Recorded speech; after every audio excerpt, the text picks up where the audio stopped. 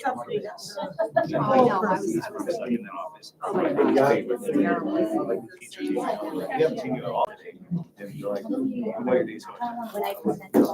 Because if I'm stuck, it could be the whole. We're live. Yeah, it's a couple minutes early. I just want to make sure because I glitched it last time. Oh my God. Yeah, and I have it, but I never sent it. Let the board know we are live. That's I'll get that out to everybody. He can hear you. What do you got another 2 or 3 things going on? Nothing as important as that.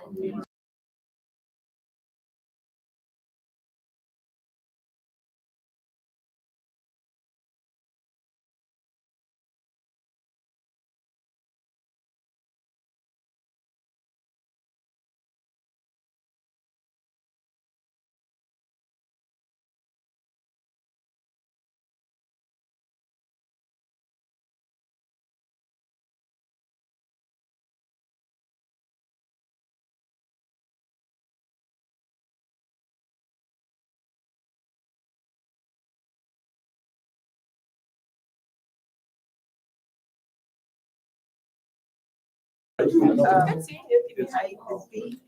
Wrapping your furniture.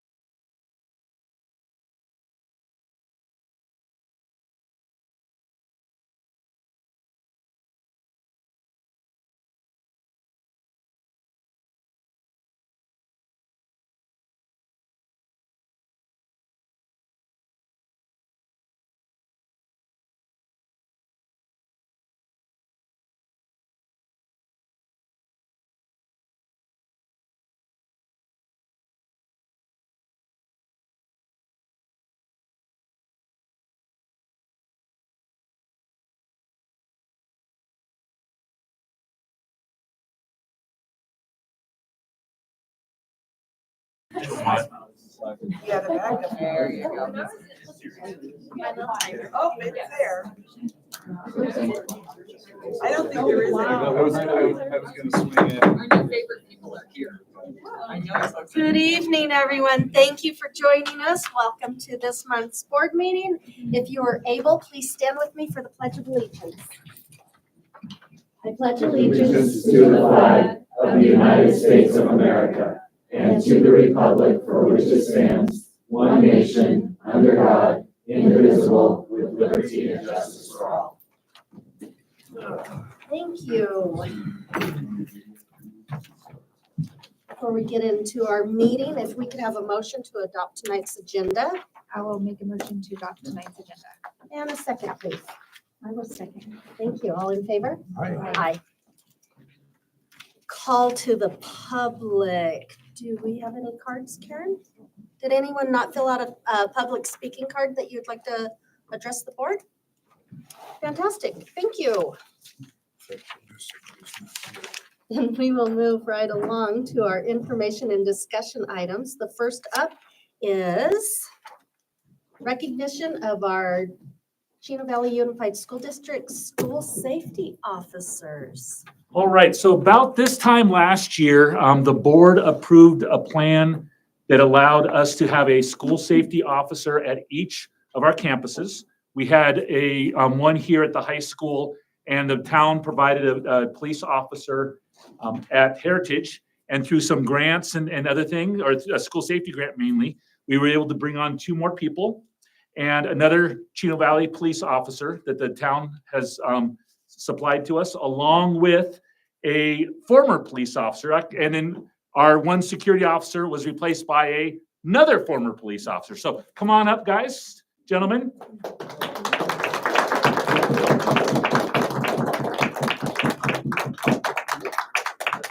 I believe it was last week, it was School Safety Officer Recognition Day, so come on up. And we wanted to recognize and thank them for the work that they do in helping keep our kids safe. And so we have just a certificate of appreciation. Our first goes to Hector Torres. Yeah, Hector is, and he has replaced in a position that's been at Heritage Middle School for many years and provided by the town. Our next goes to Matt Gronick. Matt is at Del Rio, and Matt is a former Chino Valley police officer that's working at Del Rio. We have Jeff Pizzi. Jeff is a former Chino Valley police officer working at Territorial. And last but not least is Josh Noden. And Josh is our school resource officer at Chino Valley High School. We're going to come in and take a picture. Thank you. Always, So cute. Jeff and Matt. Thank you. Again, we really appreciate them being on our campuses, helping keep our staff and particularly our students safe. And I do want to say that they've really embedded themselves into the culture of the school. And I think we have 4 great officers, great personalities that really fit with our campuses. And so thank you very much for everything you do. Thank you. Thank you. You guys can go home. You're welcome to take off, you know. Thank you all. Thank you. Thank you. Item 6B, our Yavapai County Education Foundation grant update. Looks like we're going to have Rita and Julie. There's Julie. Rita and Julie with us this evening. I do want to say we have 2 representatives from the Ed Foundation. If they want to come up and maybe, or one of them come up and introduce themselves. Just real quick and yeah, just a sentence or 2 about the foundation, what the purpose is. Good evening, Madam Chair and members of the board, Superintendent Scholl. My name is Trish Winters, and I am actually employed through Willow Creek School District, and I serve on the Yavapai County Education Foundation. The foundation is something that is very close to my heart and something I'm very passionate about because I've spent the majority of my career in education, working as support for teachers and administration, and working closely with school budgets. And I'm very aware of the funding challenges that many of our schools in Arizona face. And it really brings joy to my heart to serve on this foundation and to be able to help put money back into classrooms for teachers, because oftentimes they are forced to dip into their own pockets to provide experiential learning opportunities for students. So thank you for having me here today. I'm excited to see what projects we have. And I'm Kelly Burns. I'm with the Yavapai Accommodation School District in Aspire High School, which many of you know. and part of the YCF board as well. And I am thrilled to watch these two because I know in past experiences, the amazing things that they've done in their classrooms. So this is actually a highlight of the YCEF board. We all like to share pictures and tell everybody about all the wonderful things that are happening in your classrooms. So thank you for being willing to present. Thank you for being here. Ladies, thank you. And I guess I'll go ahead and break the bad news. I would love to bring the items that I purchased, but currently right now, they're on back order. So it figures. But I'm Julie Bias. I teach at Chino Valley High School, and I'd like to thank Kelly and Tricia, both of you, for helping out our classrooms. And so the funding that I've used, I've been able to purchase and eventually will receive the two items. So the first one, it's called a Backyard Brains human-to-human interface. And what it allows you to do, I'm going to pass it around. It allows you to take the electrodes so you can connect them onto your arm and then run them through the device and actually take another individual and connect the electrodes to their arm. And so it's going to take the electrical impulses. And when you like close your fist, for example, it's going to force them to close their fist or turn the arm. So you're looking at the muscle, so the muscular system, the brain, the nervous system. You can even tie it in if you wanted to with artificial limbs. So it just gives that uniqueness to it. And then the other option is when you connect it to your arm and you connect it to a claw. And so think of like an artificial hand, basically. And you can pick up the cup or you can turn it or you can do things with it. And that's the claw version here. Pass that one out. So once they're received, it'll be great. And I'm anticipating that within probably the next 2 to 3 weeks, we should have them. So as soon as they arrive, we're going to go ahead and it'll be a little out of order compared to what we've been doing, but we'll go ahead and tie it in there before. So it's greatly appreciated. Thank you. And just while she's up there, I'm going to mention this later in my report, but Julie was our teacher of the quarter at Chino Valley High School. So. Congratulations. Can I ask you a question? Yes, sir. Yeah, where will those be used once you get them? I'll be using them in the anatomy class, the anatomy and physiology class. Okay, so it would be part of the anatomy class. Yes, sir. Super, thank you. When you receive them, would you bring them back and let us see them? A trial? Now, I would- are you willing to test them out? Yeah.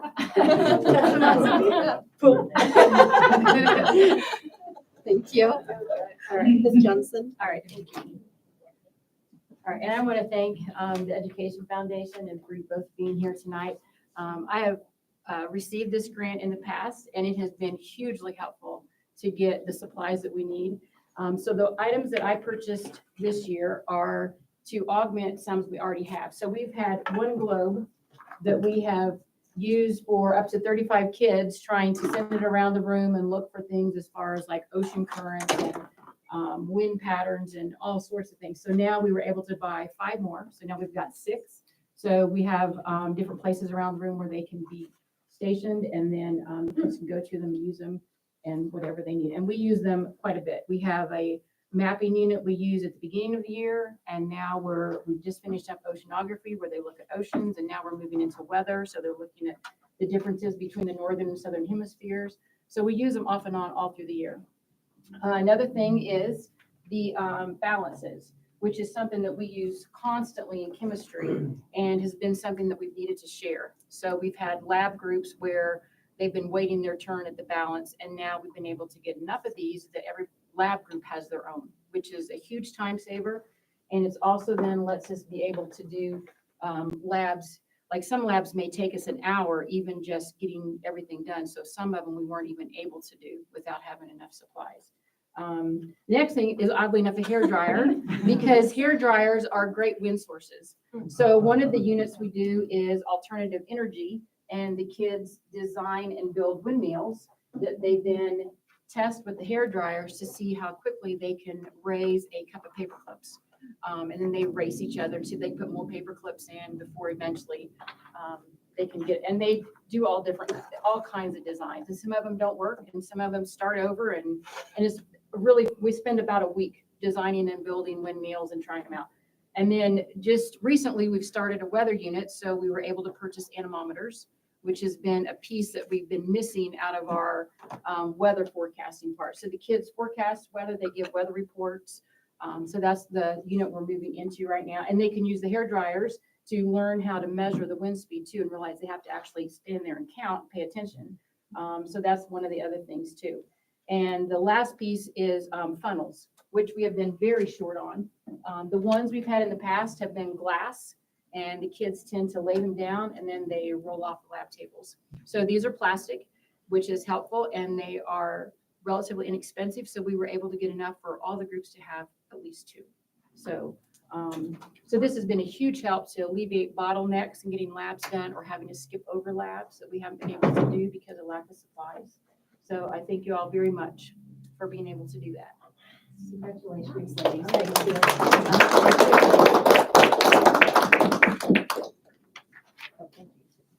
Item 6C is our Heritage Middle School Student Council update.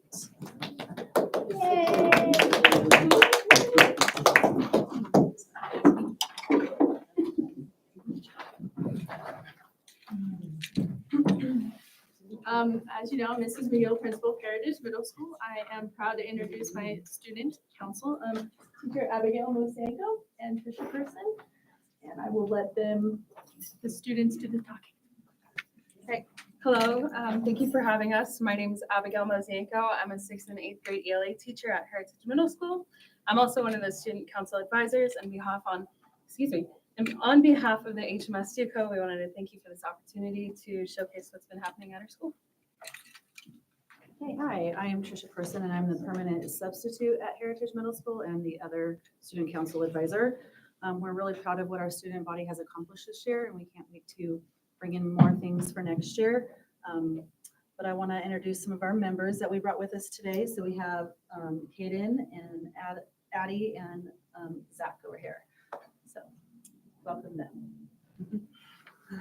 Hi, I am Zach Weller. I'm a 7th grade student and a student council member.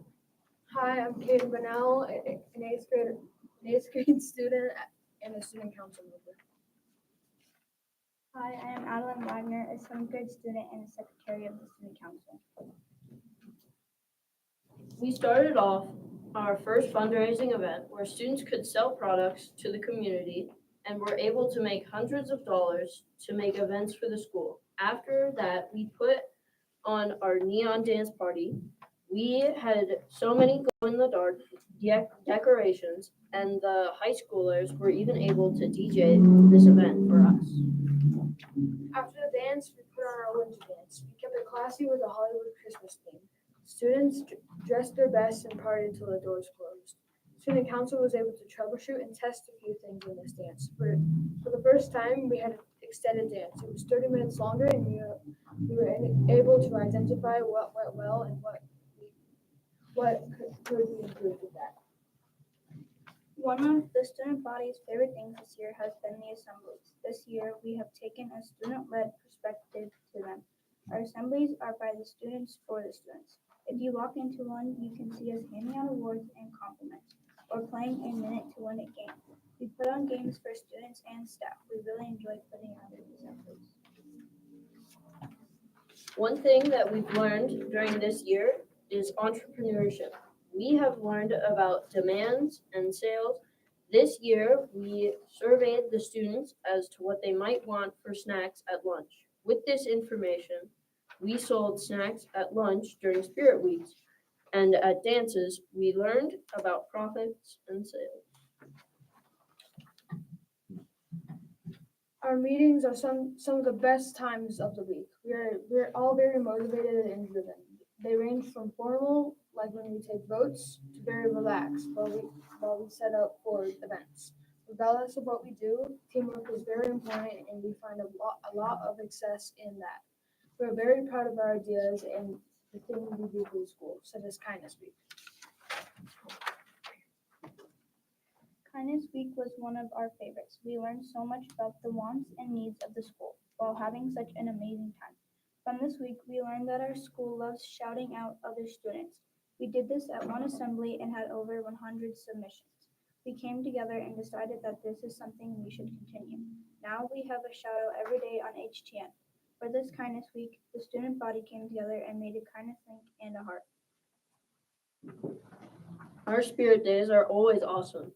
We have had some fantastic ones like Camo Day, PJ Day, Anything But a Backpack Day, Jersey Day, and Western Day.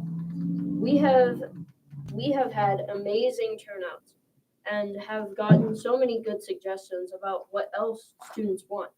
We have spent time celebrating events on campus to like SRO Appreciation Day and National Counselor Appreciation Week.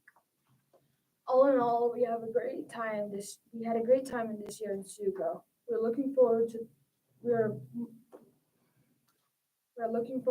most to our Sadie Hawkins dance coming up on March 21st and the 8th grade Fly Kite Day. Are there any questions for us? Would each of you tell us why you chose to be in student council? We haven't, I just wanted to help the school before. So. I joined student council because I like to be a leader and help out with things on school. I joined student council because I like helping out other people and having a large voice. Someday maybe you'll be a school board member.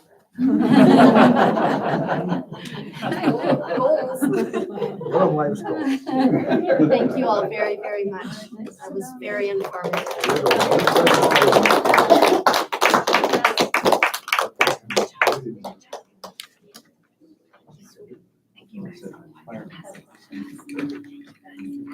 And I mean that. I was on student council all through middle school and high school too. So just might never. All right, item 6D, superintendent's report, Mr. Schall. So our 100th day was last week, so that pretty much puts the end of the counting. Now it's all about reconciliation and things will get tweaked here and there just a tad bit, but we're no longer counting kids for our ADM. It's just a matter of making sure that the data is clean.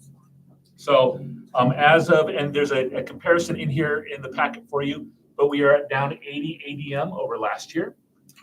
So when you figure that out, that's about $560,000 to $400,000 in lost revenue from this year compared to next year. Now, we do have, and we'll talk a little bit about budget a little bit, but there's been, that's going to be more than what we are bringing in our increase from the state. So that's, we are having to address that coming up next year.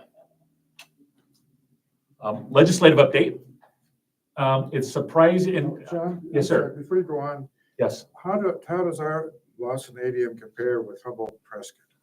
I don't know exactly. I know that these, the area tends to be trending downward. Part of that, or probably a major portion of that, has to do with vouchers. Yeah, So families are taking vouchers. There's really two types of families taking vouchers. There's the families that already are in a private school or in a homeschool setting that are taking vouchers to educate their children. Doesn't really have an impact on the school district. It has an impact on taxes, but not necessarily on the school district.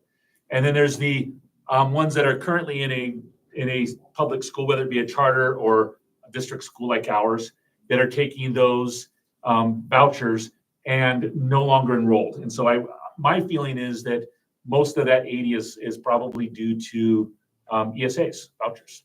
And we're probably pretty similar to the other two Yes. districts then. Yeah. We're all we've all read about Paradise Valley having to close schools, which was a shock. Right. But we're hit, but thank goodness not to that extent apparently. Right. And, there's hundreds of teachers, I think, or hundreds of positions not being filled in Mesa schools, which is the largest school district in the state. You had mentioned, I think Scottsdale's closing schools, Paradise Valley's closing schools. And so it's a huge, the other thing that they have is there are more opportunities for private schools down in the urban areas than we have. And we were talking about this today in a meeting, and Cindy brought this up. There are now 2 private schools in Chino Valley that's popped up within the past year or 2 that didn't exist prior to that. So K-8s?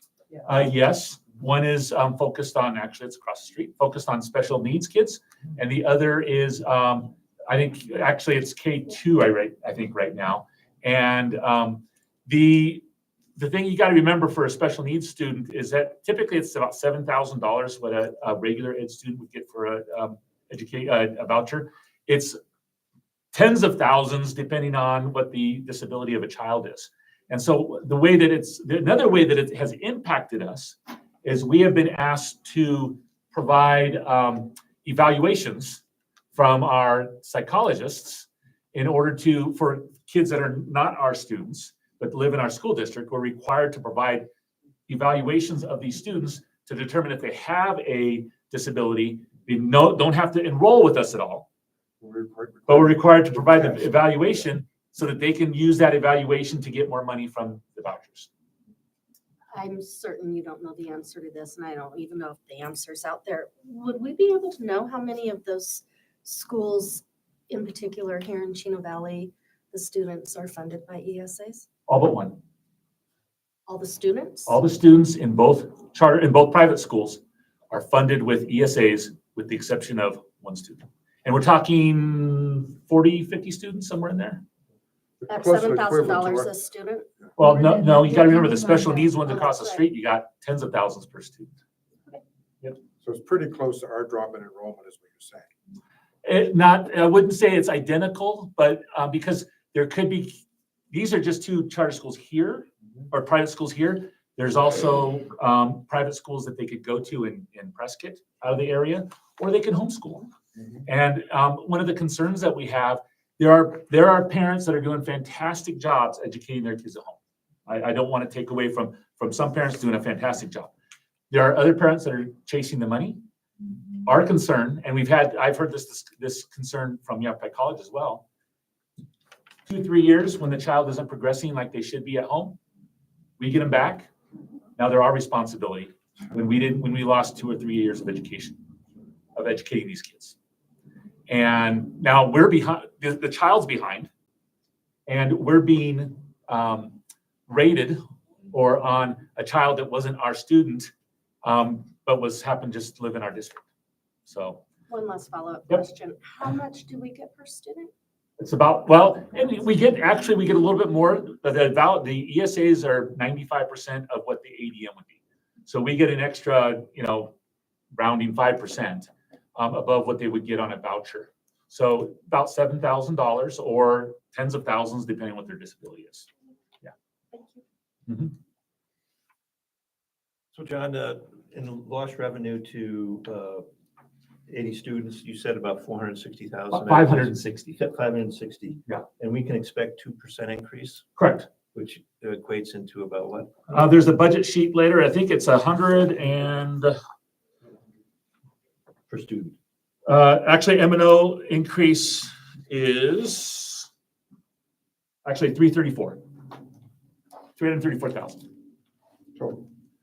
That's the 2% equates to that, because it's not 2%, because there's some things that like, for example, a fair portion of our budget, not a ton, but is transportation miles. That 2% doesn't impact the transportation miles. And so the M&O portion that is based on enrollment, that 2% is about $334,000. Yep. The legislative update. To be honest, there hasn't been a ton coming out of the legislature that's been overly onerous, in my opinion. The one thing that if you hear about this, that will be, I think, important to the schools is the reauthorization of Prop 123.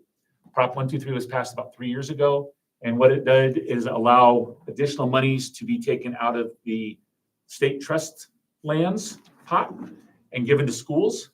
Well, that expires in a couple of years. So they want to try to reauthorize it this year. And if it fails this year, then they can try again next year. It barely passed the first time. And some of the plans coming out would actually increase the amount taken out of the state trust lands. And that increased amount would go to teacher pay or classroom staff pay. And there's 2 or 3 different proposals coming out about Prop 123. So I predict something will come out. of that for a vote in November. It could be multiple plans for all we know, but I imagine there'll be something for a reauthorization in some form or another coming out for a November vote. But that's going to be extremely important for schools and the state.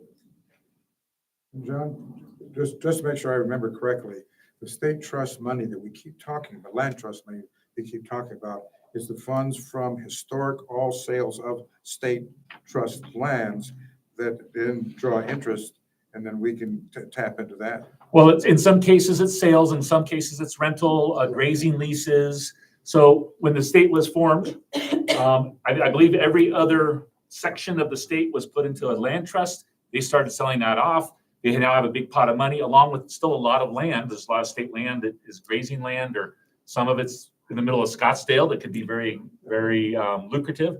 So there's the part of the state treasurer's office has a state land trust department that manages all that. And there is investments. So a lot of that money got invested into stocks and other areas. There's still the land itself. There's rents, there's grazing leases. So there's multiple income streams coming into the fund. But it was meant mainly for education.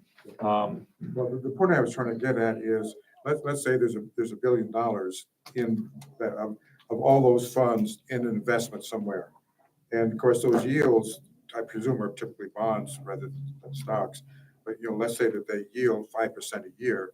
So that income source is 5% a year, year after year after year of those billions of dollars. And what I'm always curious about is how much of that is actually being sent back to the schools rather than just building the value of that trust. Right. There's a actuarial calculation that they do to make sure that the trust increases in value. And that what the Prop 123 did was change that calculation so that more would come out. But the trust has actually been doing really well and has continued to grow despite the increase in the money coming out. I can't give you exact numbers, but that's okay. But that I've been following at least that part, and that the trust has not decreased because of this increase. So people feel that they can actually take more out, or some people do, and the trust still kind of keep the corpus intact and even grow a little bit. And I think that's what's really important to know, is that no matter what they're talking about, and more money directly to the schools from the trust fund, it is not jeopardizing either the income of the trust or the balance that the trust that has been invested. And there's other complications because statehood happened in what's called the Enabling Act, and that's what actually gave the trust to the trust lands to the state. Federal lands. The federal lands, right. And so when that happens, there's some requirements. So even though the vote may take place, it still requires, I think, Senate approval in order for this to continue. And that was one of the on the first Prop 123, they kind of passed the proposition and did the Senate approval afterwards, not knowing if it was going to be passed, but it was, thanks to Senator McCain, I think, was the one that really pushed that through. So it'll be there. It's not as simple as just a vote. It's much more complicated by that than that. Thanks. Any other questions about that? Budget. So we mentioned that the budget, the increase from the state, which is the minimum that's required by law, is 2%, $336,000. There is a sheet that's budget projections that's in your packet. We got some really good news this past week. I was budgeting 10% increase in medical. It was 7%. So that's going to save not quite, or about a quarter of that amount is going to be saved. Or it's going to be, this is based on 10%. So you can decrease that by about a quarter on the medical insurance. ASRS, which is our state retirement that both employees and the district pay, the district pays half, is actually going down a minuscule amount, fairly flat, 0.02%. That's a savings of only $2,300. We have our increased revenues. Later tonight, you will be voting on pay raises. And so the proposals are For teachers and therapists, a $600 pay raise out of M&O. And then they keep the base salary the same, but increase our classroom site fund by $3,500 for all certified employees. And we'll talk a little bit about more details when we get to that point. That would bring our starting teacher pay with the base pay and classroom site fund to $53,500. And admin would be a 3% increase. Classified would be a quarter increase to the district's minimum wage from $15 an hour to $15.25. And the total, and then also 1.5% on the classified. The total for all that would be $264,000. So between our insurance and the salary increases and ASRS increased revenue, it would actually a little bit lower than that because that doesn't account for the savings or the health insurance that's actually decreased. But we're talking about $50,000 or so in the whole. That doesn't include increases to diesel fuel, electricity, a concern that we have, and our facilities department is doing a good job. We're going to have a bunch of HVACs that we didn't have a year ago that are going to kick in May. At least half of them are. So we're going to have increases in electrical costs that we're going to have to absorb. We are going, and then the general increase in just general stuff. So we are proposing down the road, and we are proposing that we not fill. We're not laying people off. Everyone has a job that wants a job. That we not fill 8 positions across the district for certified staff. And that will allow us some buffer on the budget. At the same time, the cuts that we're making keep us within the class size model. So really, we were probably overstaffed this year, and we're just bringing it to in line with the class size model. And there's some information down here. The next page shows the average class size, the staffing model for next year. This is for the 24-25 projected amounts. So we accept, with the exception of 3rd grade, which is our current 2nd graders, and we believe that will actually come into place. Okay, that we're all within the funding or the class size model. And then along with that, the next couple pages show you where we're at this year at Heritage and the high school by department. That information is on the class size analysis that was done for the K-5 classes or grade levels on that first page. This kind of gives you by department, and you can see, for example, our electives at the middle school, our average class size is less than 19. For social studies, we're 25, and the class size model is 35 at the middle school. So we're well below, and even if by cutting these positions, we'll still be within the class size model that we're looking for. John, could I ask you a dumb question about that table? Yes. I just look at the total student column. Uh-huh. And I noted, for example, language arts has 421, math 418, social studies 4. Are you on the high school? No, I'm middle school, Heritage. Okay. That page with Heritage. Why aren't those numbers all the same? Doesn't every kid require to take an English and a math and a social studies class? Some kids may be taking resource math, which would be under special ed, or resource language arts, which would be under special ed. So those would be not included in the regular. Correct. Correct. Okay. Well, I looked through and those numbers jumped out at me, but that explains it. Okay. Thank you. At the elementary school, what is our class sizes there? Or do we try to keep that? Is there? The models, the staffing model is on the one on your left hand. Oh, flip back. And you can see the 3rd from the right is the staffing model where we want to try to keep our class sizes. So as we increase in age, the class size increases as well. Right, okay. So for example, at kinder and first, we're at 25, 2nd and 3rd, 28, 4th and 5th at 32, and then 6th through 12 at 35. But I can tell you there's classes that are much smaller than the class size models across the board this year. And what was our goal that we wanted to keep the classroom sizes at? The staffing model. Staffing model, Uh-huh. okay. And throughout the year, there are classes that are above the staffing model. That doesn't mean we're gonna hire a teacher right away. But we keep that in mind, and if there's enough kids up in each class at that grade level, then that's when we, hire another teacher to fill that position. I have a question for you. Yes, your question. Okay, a child in elementary school is really struggling with learning to read and all the other kids are above him. Mm-hmm. What do you do about that? Well, we have some interventions. We have Title I interventions.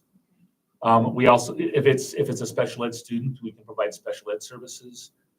We have Friday school where they can come to school on Fridays and get additional help. So we have interventions in place to try to get that kid up to speed before they even go into special ed. That's the last, Yes. the last thing we want to do. We have a series of interventions in the meantime to get them up to speed. Same thing with math. Same thing with math. And I think, I could be wrong. Principal for this one, Del Rio. I think it, just because I have a kid in third grade, don't we branch off, like, as far as, if a kid is in a higher reading, they go to different reading groups? And so if there's a kid that's in a higher reading group. Right now, we move kids around Yeah, for okay. reading, and those class sizes or group sizes fluctuate based on student ability. Okay, that's the answer. I We was- differentiate instruction based on the needs of the kid. Yep. And I would also add, not only do we have Friday school and Title I interventions, we also have teachers providing tutoring throughout the week for kids as well after school. My invitation for our most struggling students too, Yeah. their parents are strongly, if the student is struggling, they receive a personal invite, and it's up to the parent to decide whether they want their child to have additional intervention. Brandy, can you tell them real quick some of the things you guys do? This, Intervention pretty much the wise. same thing. We have tutoring Friday school. We do pull out and push in services for Title I, specifically for reading, and then based on their abilities and what their needs are. So lots of interventions, and we do that. Every classroom has an extra support person in the classroom, an hour a day. As well as our reading interventionist who works on a lot of dyslexic intervention. She's part-time, half part-time that and part-time instructional coach. So I'd just like to see our school district raise those scores of reading and math, and we start at the basics where they're at, just learning to read, or, in the elementary level. And then when they get to junior high, hopefully they're where they should be as far as their abilities and their grade level. So, The other thing you have to remember is we take them as they are. yes. And we do the interventions and things like that. In many cases, we get them in third grade and they haven't done anything, or they're really far behind. And so then we are working as hard as we can to get them up to speed at every level. We have kids coming into high school that are in that same situation. So, we have a very transient community.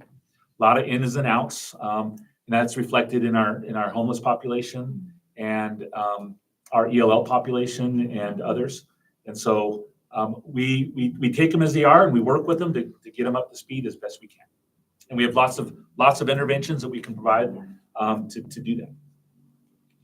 I think our Friday school's been one of the cool, good things that's happened to our district. And I think that, like, my kid wasn't even invited, but he heard it was such a great time, he wanted to start going. And it's been really good for him. So I think that that's really cool, because just to get that extra help is really awesome, so.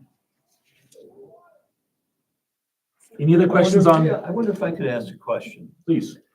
Taking a look at the staffing model, are those numbers advisable? Meaning what? To do a really good job, for a teacher to do a very good job in teaching and getting the kinds of results we want, with their steady student achievement, et cetera. Is a classroom model of 25 for a kindergarten classroom or 25 for a first grade classroom, advisable? And I know that there might be varying opinions on that question. I actually think that that's a really great question because I was wondering the same thing. I think there's, And so just a real quick, where I'm coming from. A lot of states have gone to elementary enrollment limits of 20. Because much of the profession believes that that's what's advisable. So just curious, and this, I think it was 2000 aughts that this was visited, if I recall, this particular model. I think, didn't Harold Tenney lead that? well, and I know Cindy has something, but my first comment would be, is there's a balance between what we can provide or the class size and budget. You know, and you know, you and I have had this conversation. It's either salary or people. If you have more people, you have lower salaries. If you have higher salary, you have less people. And so this is really this staffing model provides that balance between what we can pay people so that we can actually attract quality teachers and how many people we hire. So To that end, the state doesn't fund all day K. And so our staffing model is not only based on the very best numbers John's talking about with budget balance, but you have to remember that half our kindergarten teachers we pay for with zero reimbursement. So is it advisable? I think the lower the better. But this is a number that provides the balance of being able to afford quality teachers versus the class size. Yeah, I understand that is a balancing act that requires trade-offs. There just seems to me that there are other states in the union that have seen to it to make sure their primary school classrooms aren't any larger than 20. And I think that we would discover also that their outcomes are better, student achievement outcomes. These have really been successful programs. And I can tell you that, you know, people say that money doesn't impact student achievement. It absolutely does. And when you have a state that is paying a per pupil amount that's 48, 49, 50th, 47, even 45, there's consequences to that, including larger class size and maybe not the achievement that our kids deserve. Well, and part of it's home life. You know, when parents are involved in their children's education, the children learn better. Because the teacher can only do so much in the classroom. And when the parent emphasizes learning in the home, then the children achieve more and do better. You know, and I know I always told my parents, your child's first teacher. It's not the classroom teacher. It's what comes out of the home. So I just want to emphasize that a little bit too, because that's important for parents to know that, you know. So having to cut 7 positions, it looks like. 8. It's 7 regular ed teachers. 8.5 to It's 7 regular ed teachers and 1 special ed teacher. Okay. Yeah. So this is pushing up our class sizes compared Yes. to right now? Yeah. Yes. Yeah. So we are making the choice. Let me ask you another question. The $3,500 that from site fund that Mhm. we're going to go into teacher salaries. Could that be spent in another way other than teacher salaries? It could. However, the district for, I'll say decades, has made the commitment to teachers that 100% of the classroom site fund money go to teacher salaries. What we have done and this will be part of the conversation later, but I'll bring it up now, is that there's been I'll say a loosening or a kind of a modification of the law that allows us to give it to more staff members. Previously, counselors, our therapists, our deans of students, our instructional coaches were not eligible. So money went into their salary to compensate them for not getting that. That we're reading it there's been changes that now allow them because they're in the classroom. They're helping instruction, they're helping kids, that kind of thing. And so we're actually going to be giving more employees classroom site fund money. Because counselors are now going to get it, our therapists are now going to get it when they weren't eligible before, and now they are. Answer your question. I looked it up today for a different reason. One of our former employees who taught here for 15 years and John did me a solid of running the numbers, is in a district in Metro Phoenix, and their employees only receive $6,000 from classroom site fund each. That's it. Our employees this year will be receiving between the 3,500 for the positions John just described and 16,500.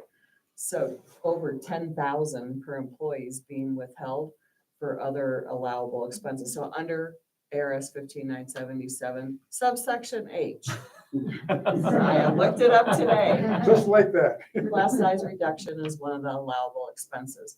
But if we spend the money adding more teachers from classroom site fund, that means everybody gets a smaller paycheck. So it's the same impact if we take it out of classroom site fund or M&O. And again, historically, this district has committed that pot of funds to certified staff. What's allowed us to be competitive, truthfully. And you want to share your experience? So Heidi and I went to U of A to a recruiting fair a couple of weeks ago because, as you all know, we all need teachers, right? And we want them to have gone to teacher school first. And one of the things that we found out was we have one of the best starting pays right out of college of any school district at the fair. And that's because of classroom site fund. So some districts have larger M&O because they have overrides, K-3 overrides, things like that allow them to pay more from their, like in their base salary. But they had their total compensation packages listed with signing bonuses, base salary and classroom site fund. And I think we beat out all but two, or we're neck and neck with the last two. And I would like to point out that there were districts from Texas there recruiting who we beat, which I was shocked, to tell you the truth. There was a big district from Greater Chicago who was there. And I asked them, what gives? Why are you here? And they said, we need teachers who can speak Spanish. And we were like, get in line behind the rest of us, people. The only district, I think there were two that beat us out, maybe Sandy, Utah. And their district. One from and Palm Desert. Palm Desert, which was in Southern California. Yeah. Which was totally beyond, but guess what? It's cost. Oh, yeah, they're like way beyond us, but yeah, and what they start at. It was, yeah. You couldn't, yeah. And so that translated into how many teachers did you sign? We are happy. One so far, Ed, we had 5 that were excellent. Ed snagged one because of the housing. Yay. That was the turning point. That was the turning point. So, one doesn't sound like a lot, but when there's only 5 available, that's a 20% success rate. We're really excited. So No, not Spanish speaking. The one Spanish speaking lady, oh my gosh, I'm like, people probably would have given her $1 million. And we honestly would have signed all 5 on the site. Yes. If we could get them to commit.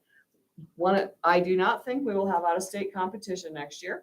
And the reason is, this is the first real graduating class from the Arizona Teacher Academy. It's where the state reimburses them for their tuition. But the hiccup is they all have to stay in the state. And so our first question was, are you planning on staying in Arizona? Yes, I have the ATA. Good to know. How do you feel about living in a rural area? How do you feel about living in a shoebox? The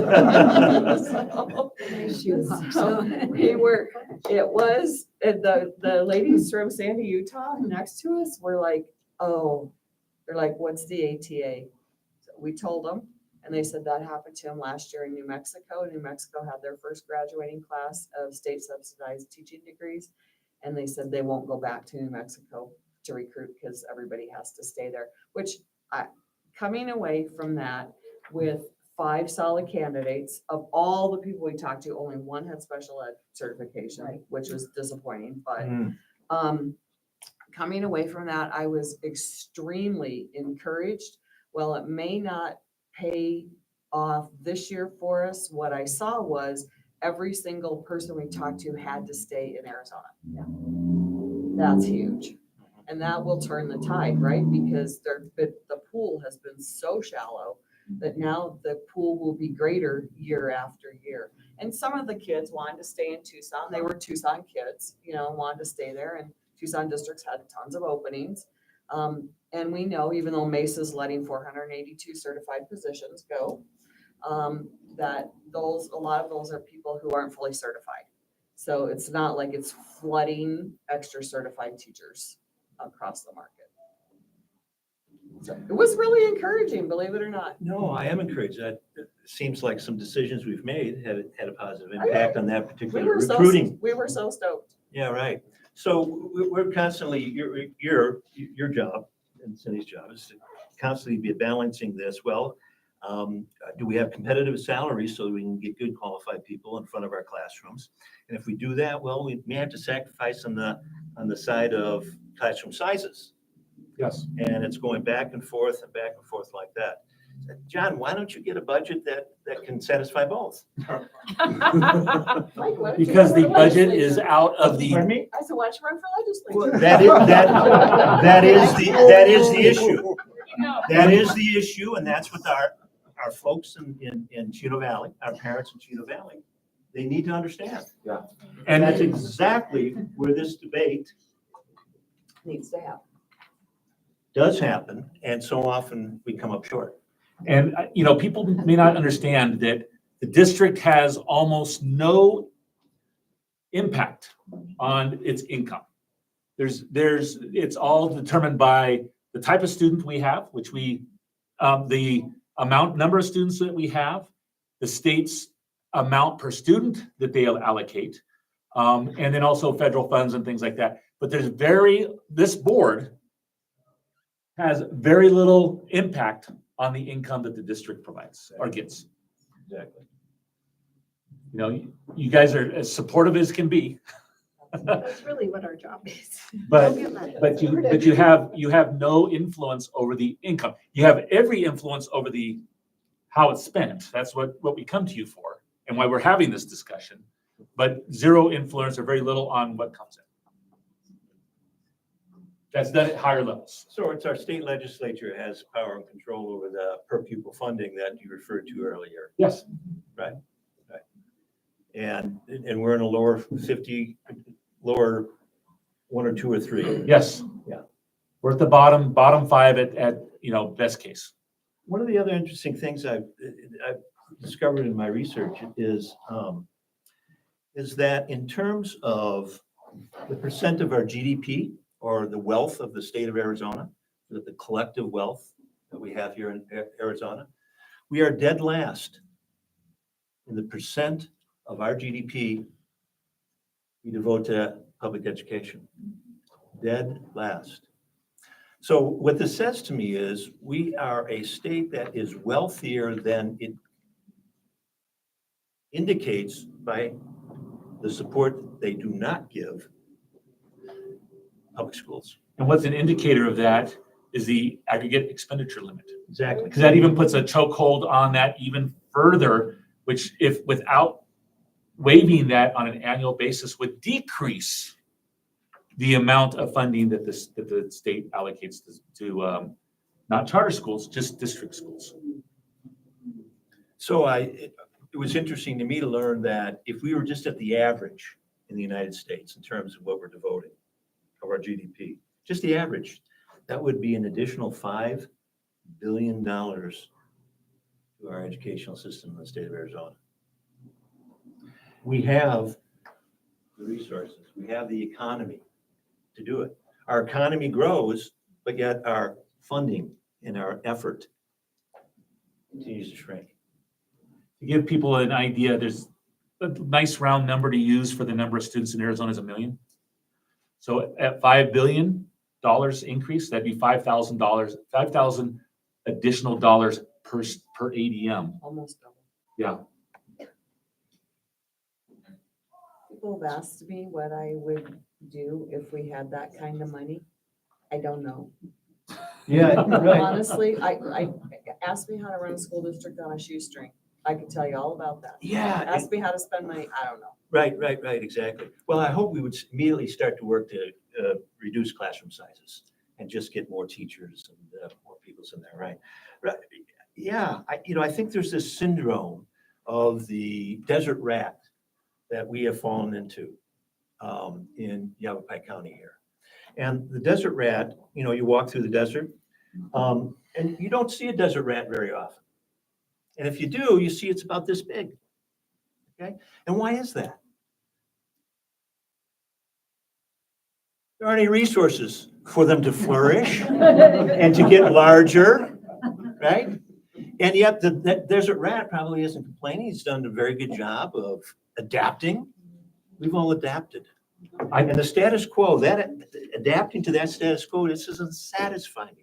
It is not fair to the students in our district and the families in our school district. We can do a better job of that. School administrators are wonderful enablers. Because we have to. We don't have a choice. Absolutely. Absolutely. Yeah, absolutely. I was talking to some people, let's carry on. We'll set aside time just to I've discuss said, this. I've said enough. Any, other than Mr. Fogel, any other questions from the board about He the answered budget? all of mine, asked all of my questions. Construction update. So really the main construction project right now is still our HVAC. We got an update last couple of days that we anticipate the west side of the highway to be done April timeframe. They'll move over to the east side of the highway. We should have air conditioning in most of our classrooms by the time it gets warm in May. And then, of course, come August, when we have humidity and heat, they'll have air conditioning at Heritage and Del Rio. You're going to vote on a item later that will allow us to, the plan would be right now to put 8 classrooms, 4 buildings over at Territorial. There's we're going to ask for the board permission to actually buy 2 of those classrooms. Territorial is the second largest school with the smallest number of square feet, even though they're smaller kids. But we just need that space in order to kind of do things that we're kind of tight at Territorial right now, especially with some of our special programs. So the idea, and the other thing is that we have to finish. We have no choice. We have to finish the Territorial cafeteria and what's called the B building, which is the strip right in front next to the parking lot, over the summer. We need to have the cafeteria available for school, for kids, to feed kids. And that B building is licensed as a preschool, and we can't move those kids and license another portion of the school. It's those particular classrooms that are licensed. So we have to finish those 2 projects, as far as those 2 buildings, on the HVAC over the summer. So what that means is the consequence of that is our food service program that we normally, our summer feeding program that we normally do at Territorial, will be at Del Rio this summer. I do know that they're trying to do some programming with the library. We usually work with the pool. We have the kids attending the pool and can eat. We will have the library, try to get those kids at the library. When they're done with their program, they can go to Del Rio, that kind of thing. But that's the big impact there, is that our summer feeding program will change. And we have to get those projects done at Territorial. We don't have a choice. So we're moving forward. And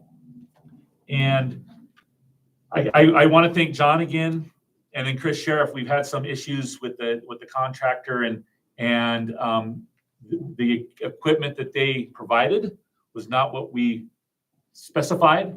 And Chris Sheriff did a test on what should be there, and it worked out, and basically schooled the contractor on this is what you need to do to make our project what we need.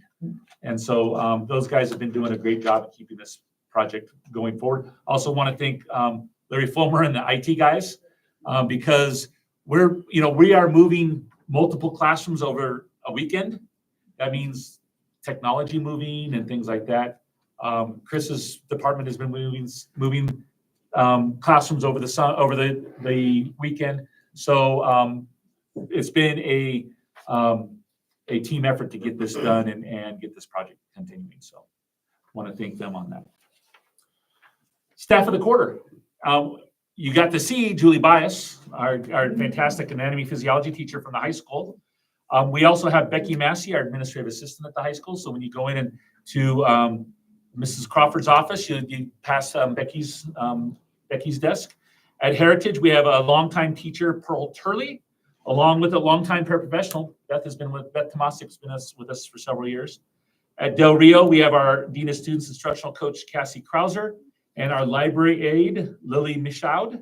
And at Territorial, we have Debbie Schoenfeld, our teacher, and Melissa Nagel, our paraprofessional. And at the district office, we have Lori Marley's assistant is Heather Crane, and she does a fantastic job for us helping out our homeless families as our family resource assistant. And that is our staff of the quarter. Their pictures, I think, are already on Facebook.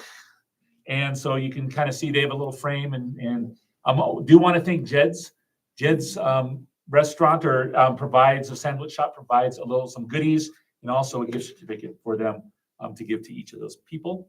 Our calendar, our meeting is on Wednesday today because we have spring break next week. So the district will be open, but offices may be closed because people are on vacation. On April 1st is our in-service day and hopefully a snow day that we don't need to use. That is the plan right now, is to keep it as an in-service day. Our governing board meeting in April is April 8th. I will not be here. I'm hoping Cindy will be, but she has an obligation that she may not be able to make it. I'm on call for federal jury duty. I'm That- hoping that I don't get called. And that's in Phoenix? Yeah. So we do have a contingency plan if both of us are gone. I'm going to be in San Antonio. The total eclipse is that day, so I'm going to be viewing the total eclipse. May 6th is a Million Word Challenge dinner. That's a neat dinner if you want to attend. Please let Cheyenne know. We just honor our things in conjunction with the Lions Club. We honor all of our Million Word Challenge participants.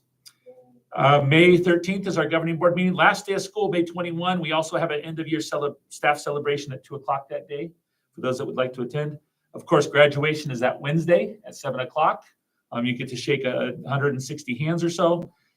Memorial Day, and then our governing board meeting on the June 10th. We do have on May 29th.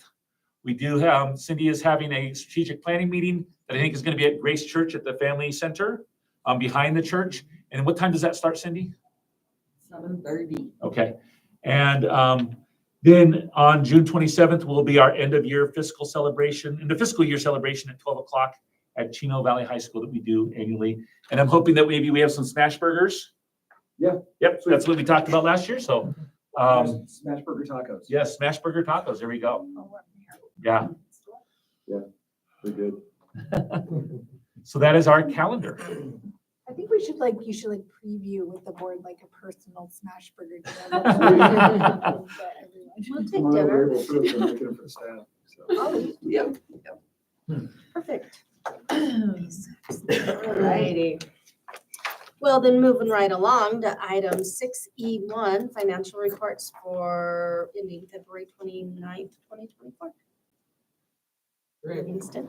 We are ready. Madam President, members of the board, Okay. administration, and staff, ladies and gentlemen. Take a quick look at the month ended February 29th. I hope you're all here in 4 years. Would that be 2028 when we have another February 29th report coming up? A quick look at our main funds here. There's three I'd like to kind of highlight. The percentage of the year gone at that point is 66%. And the percentage of our operating budget spent 63.8%. So we like that little drag. We don't like it when we spend 70% of the budget when only 66% of the year is gone. So that's not happening in our operating fund. About 40% of our capital fund is left. We've got things in place, $2.3 million budget. In our capital fund spent $1.2 million, still have some encumbrances there, but we're really sitting on that because we reserve the right to move some of those funds back to operating fund if we need it as the year goes by. The last day to revise the budget again is May 15th. So we'll be coming back to you. I like to do this revision right now, so we have some numbers processed in April, so we can really prepare for and get those differences right for the next opportunity before May 15th to revise our current year budget. 691 fund, we've spent 7.4 million. Projections, that's our school facilities board fund. Projections are by the end of this year, we will have spent over 11 million. And those projects include the total purchase orders for Heritage Middle School and Del Rio Elementary School are over 11 million. And those are the ones that we're focusing on. That's where our HVAC contractors are finishing. They've done preliminary work at Territorial and at the high school, but that's what I'm counting on.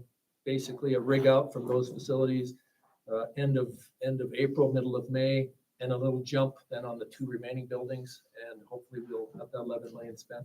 And then hopefully by next year at this time, everything will be completed. That's the goal. Any questions? There's a real quick. Yeah, real quick one, John. The next one, 803, what is the Sodexo scholarship? Well, that's a great question. We've had a tremendous relationship with Sodexo for at least 7 or 8 years, maybe more. More than 10, we've been through 2 budget cycles. So we can keep them, if we go out to bid for food service management companies, we can keep them up to 5 years. So this is year 11 then, if we've had two renewals already, because this is the first year of our 3rd renewal. So they have given a couple of different things that I'm aware of. At one time, they would put on the revenue, they would send us $1,000 for an academic scholarship. And I believe they reserve the right to keep doing that. However, recently, they've had some sandwich contests. Future chef contests. Sandwich, yep. And I was the judge with Karen a couple years ago, and I think I had a bratwurst on rye with Gouda cheese or something. You probably did. You got such a good memory. So the winner of those are now eligible for up to, I think, a $500 scholarship, and then some of them get a $250. And that's not really a post-secondary, we will pay your tuition once you prove you're enrolled in a college scholarship. That's a cash award, those future chef awards. So they're not obligated to fund it, but they do fund it. Oh yeah, that's just a really goodwill. They call it like a public relations promotion, because then the students take the course from our voc ed teacher, the culinary arts course, but yet they know that they're being supported by a nationally known, like Sodexo has offices on the east and the west coast. I know they have schools in Alaska, and they do correctional facilities. They're a big multinational corporation funding this student. So there's been talk from the voc ed teacher that some of these students have been influenced a little bit by some of that support. Subtle influence. Yeah. Because they like to win that, and some of them haven't won anything before, and now they make a pastrami on bratwurst with Gouda, and they win a prize. So that's a good incentive. So Okay, great. Thank you, John. good relationship there. So that's 803. That fund is dedicated to their revenues and then to their awards. Right. So that's all I have for. Want to move into student activity funds for us? Yes. Thank you. So I'm not sure if this has been updated, but I'm pretty sure it's been updated. Maybe Miss McGill, Caitlin, can you see then if all those new clubs have been put on there on the financial report? I think they have. So last meeting, February meeting, we did add 7 student council clubs at the middle school. And it's just a really smart thing to do. If students are going to go out and fundraise, it's much better to do it with the student council approved minutes that you kind of know what they're doing and can schedule it. And it just fits right in. There's not a lot of activity on those new ones yet, but I think with the students tonight, we can expect some activity. Yeah, they're attached to the sports, so I love how the students get to engage with it, get to control how their money is spent. Stays in the school. So just a real quick summary, the way we've got this report, the 3rd column there where it's got the beginning cash balance, that was our July 1st, 2023 cash balance, $174,000. We come over to the ending cash balance, 174. We haven't moved much there. Oh, excuse me, the 149,000, there we go, is the far right. So you can say we've spent about 26,000 there. 26,000 in the course of the year. and then there's still 24,000 encumbrances. So these are live, vibrant clubs that have an organic nature. They're always planning, they're always completing activities and then moving on to the next activity. Fantastic. They seem to like to save. Well, I think that the process of, I think we discussed this a while ago about this year's money, this year's students. Some of them have that, some of them don't. Some of them want to save it for the next year group that comes along. So I need someone to read this for me because I don't have my glasses. That does not say Fight Club, does it? Light. Thank you. With an L.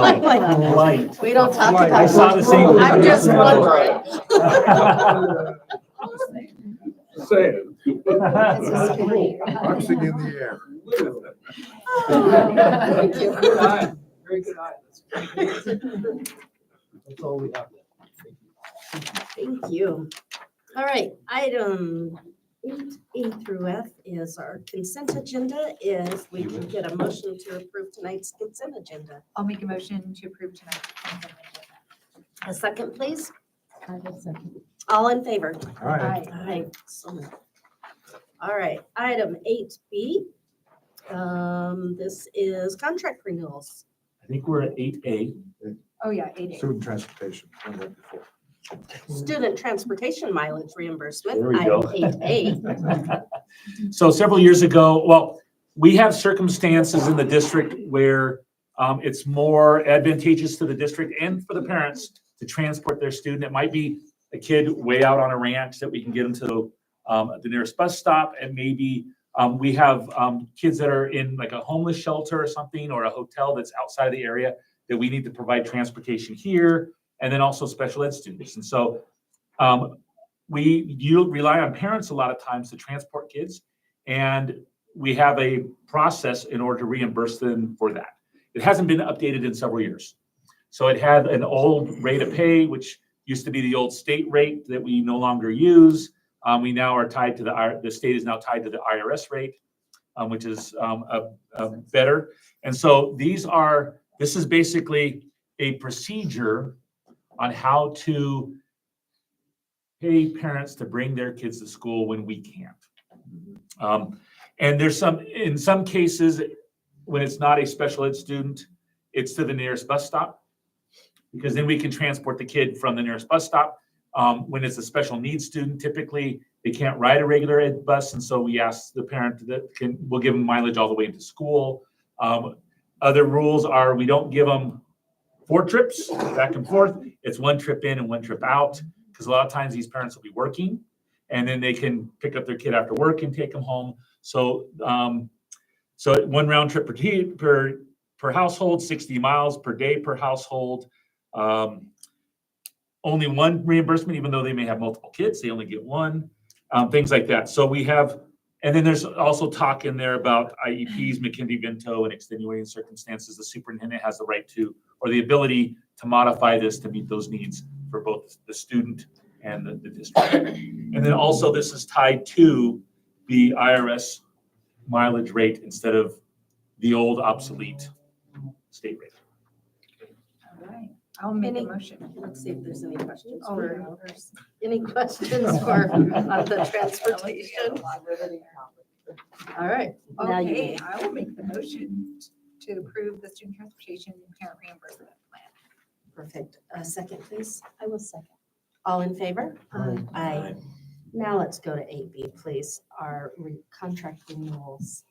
Thank you. Good evening, Madam Chair, board members, Mr. Scholl, Ms. Daniels.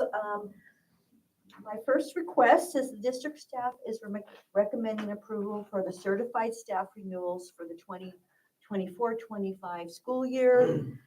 That the staff is recommending an increase of $600 for certified staff teachers, counselors, therapists, which equates to an average of about 1.3%. And then also the classroom site fund for all certified staff will increase from $13,000 to $16,500.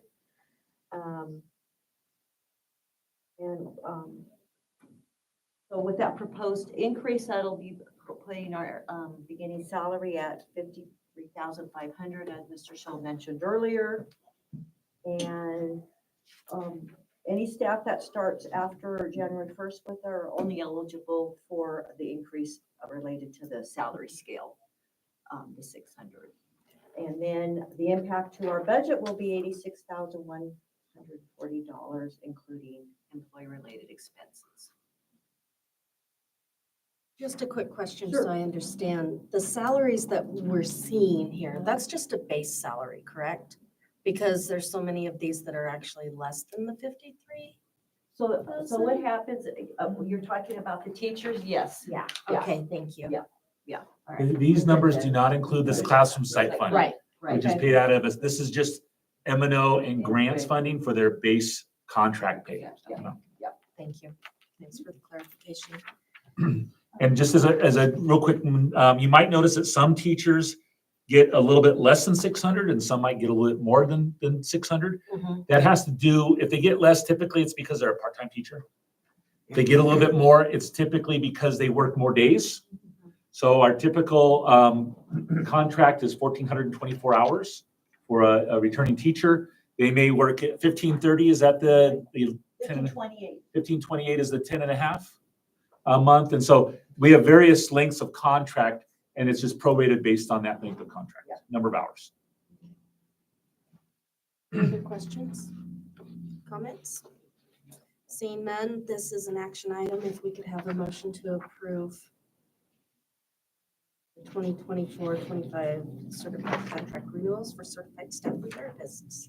I'll make a motion to approve the 2024-2025 certified contract renewals for certified staff and therapists. And a second. Second. Thank you, Mike. All in favor? Aye. Aye. Thank you. And the request is for approval of the administrative and classified directors, supervisors contracts for the 24-25 school year. The salary amounts include a 3% increase. The total cost to the district would be about $41,360. That will include 8 administrators and 4 directors who would continue to receive a $6,000 medical benefit for their health insurance. And just so that you know, the network administrator and district nurse do not receive any additional insurance benefit. Any questions? All right, if we could have a motion to approve the administrators and classified directors. I'll make a motion to approve the 2024-2025 administrator and director contract renewal list. A second? I will second. Okay, I'm sorry. Go ahead. I have 2. We're excited. All in favor? Aye. Aye. And then moving right along. Okay, our next request is, we're proposing to add 25 cents per hour to the base pay rate for all classifications on the classified entry salary schedule for the 24-25 school year. So you can see the entry, this is the entry schedule, somebody new coming in, and you'll see that I gave you an example of last year's and now for next school year. And so the current minimum wage for CVHS is $15 an hour. And the current minimum wage in Arizona is $14.35. So this will give our our classified staff an increase starting at $15.25 an hour. Heidi, you mentioned there was a change in our CNA in Yes. addition. Oh, yes, I'm sorry about that. So if you look on our health aid for 24-25, we have added under health services, next to certified nursing assistant, we've also added EMT. So that we find that a lot of times CNAs cannot do specific type of procedures that an EMT can do. So we would have that ability to hire somebody that has that training so they can help our nurse with taking care of our students. Because some of our CNAs get nervous about certain things. Would that be for some of our medically fragile Yes, students, et cetera? absolutely. Yes, absolutely. We only have one nurse. Well, there's going to be a discussion about that in April. Yeah. The answer to that question is yes, but again, there'll be an agenda item in April that may change that. Okay. All right, any other questions for the classified entry salary schedule? All right, seeing none. I will make the approval. of the proposed 2024-2025 classified entry salary schedule. Second. I will Second. say- All in You do favor? Sometimes. Yes, you do. Aye. Um, And then our next request is for our classified, our current employees, our classified staff increases for our next school year. Staff is recommending a salary increase of 1.5% and 25 cents an hour for classified staff that have been with the district prior to January 1st, 2024. And if we hire them after January 1st, then they would get just the 25 cents, not the 1.5% increase. And this is to make sure that nobody leapfrogs anybody coming in. And that increase, average increase is about 2.6%. And it's going to impact our budget by $113,095 to M&O and about $16,773 to grants. Any questions for Ms. Wolf on that one? Again, seeing none, we can get a motion. Make the motion to approve of the classified salary increases beginning July 1st, 2024. A second, please. Second. All in favor? Aye. Getting into the room. And again, please. Our next one is the good news that John shared about our health benefits. So we'll increase by 7%. And in your packet, you have detailed information, but it'll be a 7% increase or about $125,381. And approximately 85% of our premiums are paid by M&O. So that would equate to an increase of about $106,000. And our current plan consists of life insurance with Kairos. There's a high deduction plan for $2,500, and they can go ahead and also can choose one that's a better health plan that is a copay plan. And then we also have the high deductible plan of $5,000, and in that case, that we can have our employees add to their health savings account, which is a reduction in cost for them and for their dependents. And then we offer dental and vision that the employees pay for, and we're going to make a change this year. Our dental coverage is going to go up 3.5% to 4%, they estimated. And we are moving from vision coverage from Avisus to VSP. And we're finding that a lot of our eye doctors in the area prefer VSP to Avisus. I had a, Except today. Except today. Yeah. Normal cutoff of visas, Yes. March 1, and some of their providers. Yeah, are so VSP. so that'll be helpful for our staff. And in summary, as you can see there, we will continue our 3 insurance plans. The district will pay insurance $760 a month towards towards employees' health insurance premiums, and the full cost of the HDHP $2,500. Dental and vision insurance will be voluntary, employees covering the entire premium. District will pay for $20,000 in employee life insurance, and employee pays for the dependent life insurance if they want. And district will offer retirees only dental insurance where the retiree must pay the entire premium. And finally, we will continue to offer administrators the $6,000 year insurance stipend. All right. Any questions on insurance? I do have one. Now, retiree gets Arizona State retirement. They can get dental and vision through that. But some of them have chosen to go with us up to the cost. The retiree version of, we don't even offer the medical side No. because the cost for they put the retirees in a separate pool and the cost is enormous and no one ever takes it, and the ASRS is much more affordable. Yeah. And then also for those recent retirees, you always have COBRA for 18 months that you can do. Just thought I would. No, good comment. Okay, seeing no other questions, if we could have a motion to approve. I will make the motion for the approval of the 2024-2025 employee benefits plan. In a second, please. I was second. All in favor? Aye. And Ms. Wolf.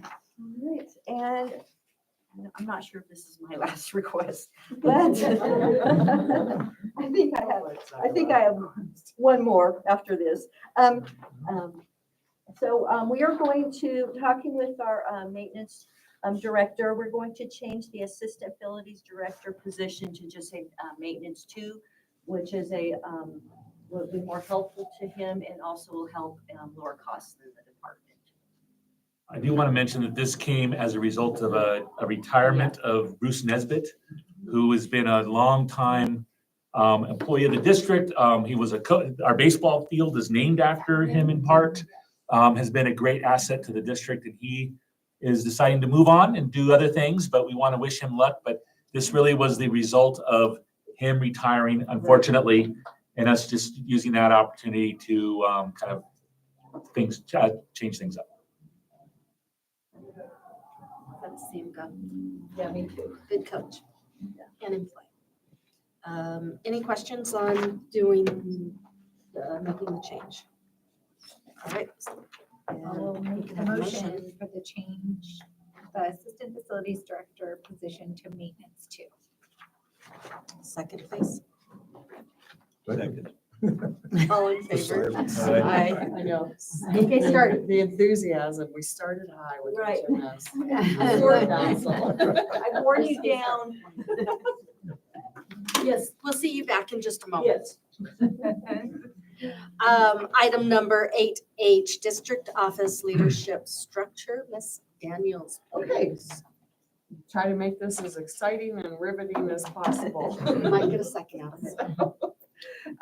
So as you know, and we've talked about several times this evening, the school district is experiencing a loss in revenue due to loss ADM. One of the things that we've asked each building to do was to reduce certified staff positions 2 per building by attrition, through letting any specific person go. And so in the spirit of we're all in this together, the district office would also like to take a position cut to attrition. So what we're recommending is that we're just gonna let John Livingston go, just kidding. Changed my mind on the spot, man. Just like that. What we're thinking is that with your blessing, we would like to leave the position that I currently occupy vacant. But we would like to retain the title of assistant superintendent. And we would like to move that title to Mrs. Heidi Wolf, who is our current HR director. She would maintain her HR director responsibilities. She would take over the portion of the job that I currently do that has to do with teacher certification, professional development, things that are more closely aligned with HR. We would also take some of the instructional responsibilities that go with my job, instruction and curriculum, and shift those to Mrs. Julie Bryce. She is currently the lead instructional coach for the district and it is a grant-funded position. And in her position, I've already started passing some of those duties to her. You've seen her speak about curriculum adoptions, the rewriting the evaluation instrument for certified staff and things like that. So she would assume responsibility for teacher training, the part that goes with curriculum instruction, Heidi, the part that goes with HR and professional development. She would oversee our instructional program and the curriculum that we use in the district. And I would take with me to my new job title, the competitive fiscal applications and the current fiscal applications that I write for grant funds. And I would continue to do the applications for those and do the programmatic reporting. But we're looking at how we would shift internally for some of the day-to-day fiscal tracking of that. Right now, it would save the district some money, because not all of the salary in the current position I'm in is grant funded. Some is funded by M&O. And not only that, it would allow us to free up some grant funding to accommodate the raises that we approved tonight, because grant funding is never consistent or known over time. But I'll give you an example. One of the things, and I've thought long and hard about it because I know, and I talked to Heidi about it, I talked to Julie about it, I've talked to other district office staff. We are all willing to do this because we think the district office should be held accountable fiscally the same ways that we're asking the schools to be held accountable fiscally. We think it's fair. We all said, yeah, we can do it. Probably can't do it forever, but we'd like to try it for at least 2 years, because the other thing we know is, in this world that we live in now, schools and what we're responsible for don't look like they looked 5 years ago, 10 years ago. And we don't want to keep doing business or operating the school district the way we always have. And one thing we learned through COVID, which, none of us would say, hey, let's go back and do that again. But one thing that we learned was, it was the great interrupter. And interrupters are important, because interrupters force us to recalibrate. They force us to look at the way we do things, why we do them, and how we do them. And we see this 2-year break as an interrupter at the district office as well. Because we know going forward, CTE has become an increasingly large part of what we do for kids. It's a huge value in our community. And as we go forward and increase our CTE footprint in our middle school, and eventually in both our elementary buildings, we may need somebody here who could devote a lot of time and attention to CTE. We might need someone, depending on if the Arizona Teachers Academy really super duper takes off, then maybe we don't need somebody who's supporting teachers who come to the profession unprepared. Maybe we don't need that. And so we do believe, and I know I'm not speaking about anything that's unknown, the 2 ladies who would be assuming extra responsibilities, we'll be able to pay some stipends for those from those grant funds. It won't hit M&O. But I also know that they're within a few years of retirement. So it's also good timing, because it gives us a chance to figure out, how are we going to go forward? How are we going to bridge this? And it allows the district to make some decisions together. One of the things, this has been a really funky year with all kinds of weird spastic grant funds. And one of the things that makes this possible is all our ESSER funds are dropping off September 30th. That's been a big part of some of the things I've been doing the last couple of years. Even last night, Catherine Werner, our district nurse, and I worked for about 2 hours after work. A grant popped up. She got it at about 4 o'clock yesterday afternoon. It was for nursing supplies. And it's first come, first serve. So guess what we did? We sat here till 6 o'clock, 7 o'clock last night. We worked on that grant together. We got it turned around to the state, because guess what? If it funds, it will save M&O $20,000 next year, because we'll be able to buy supplies we normally would have been buying from M&O. So some of the weird stuff we've been chasing, we all know about the feminine hygiene products grant, all the weird things we've been chasing this year have had a positive impact on that, but they're also very, very doable. And I wouldn't be proposing something that I thought would stretch our staff beyond their capacity or beyond what they're willing to do. So this is what we're asking for. In 2 years, we'll revisit it. And because we know that in 2 years, our schools won't look the same way. We also have brand new administrators all over the district who need time to get their feet under them and figure out how they're going to allocate and work their staff. So we're not expecting massive sweeping changes in anything, but we also don't know where the ESA bit's going, right? Right now, what we do know, 70% of the private school students who take the ESA vouchers were already going to private school, 70%. So we don't know if we're getting kids back. We don't know if we're still going to lose more kids.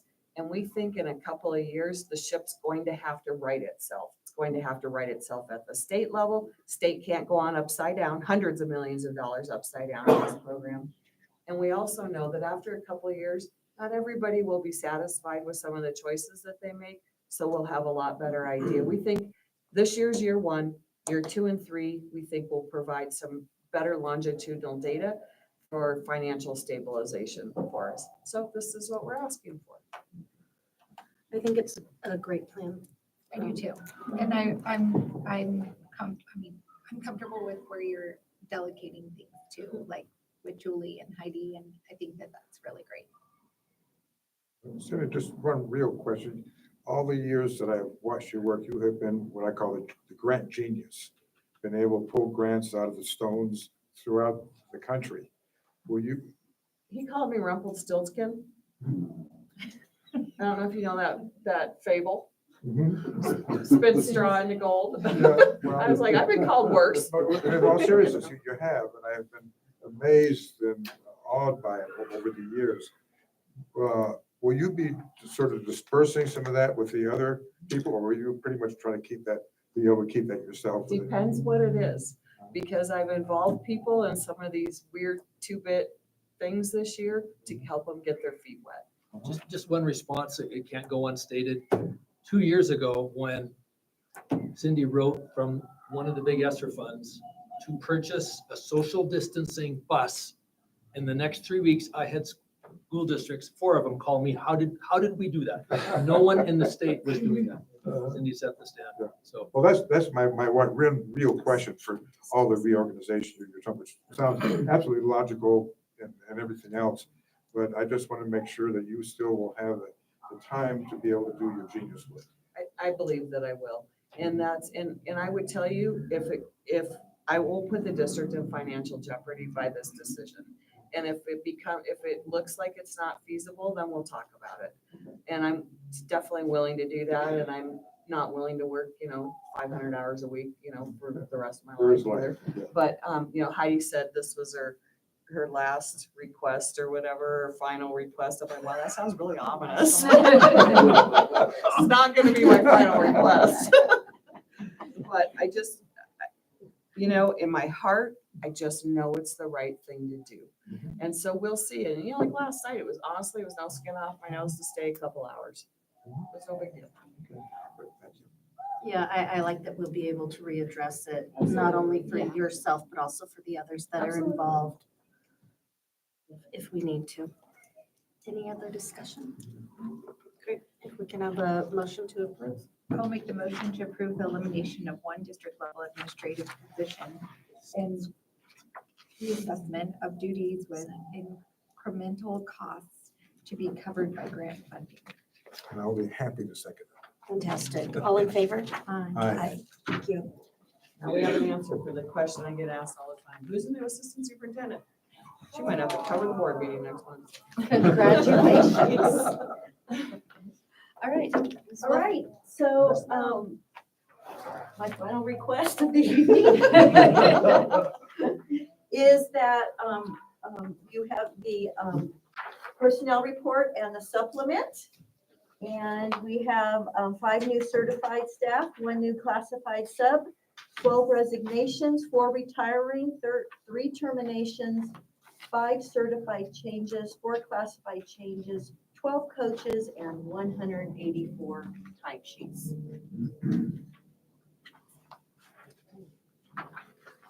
Any discussion or questions on any of the personnel report? If so, just remember, mention number, not names. All right, seeing none, if we could have a motion. I'll make a motion of the approval of the personnel report with the supplement. And a second, please. I was second. Fantastic. All in favor? Aye. Aye. Thank you very much. See you next month. Item 9A, purchase of modular classroom buildings for tech. I had mentioned this a little bit earlier as part of the project. So when they move or install buildings over at Territorial, they're doing a lot of electrical upgrades that would be part of the project cost and some other things. And so we're able to kind of get these buildings at somewhat of a discount because a lot of the infrastructure is being paid for through the project. And so these are not the same buildings that are currently at Heritage and Del Rio. This would be additional buildings that would come up, be used for the project. Once the project leaves, they would remain. John has identified some money in Fund 500, which is our plant And that's things like rental of facilities. And the big one is the rental of the cell tower rental out back. So that goes into a special fund 500. There's, John feels comfortable, and I'm speaking on his behalf, with about $120,000 would come out of that fund to pay for the down payment. The entire cost would be 388. That would leave a balance of 268, and that would be paid for through a lease purchase agreement through a company that we use often for lease purchases. John, quick question. Does that fund money include installation of these? They do. Right. This is basically out the door cost with the skirting, installation, hookups, everything else. Utility hookups. Yeah. No, The right. difference between these buildings and the other temporary buildings is that we have to put fire alarms in these because they would be permanent, considered permanent. The other buildings that are considered temporary don't require fire alarms. Now, does that also in the price to furnish it inside?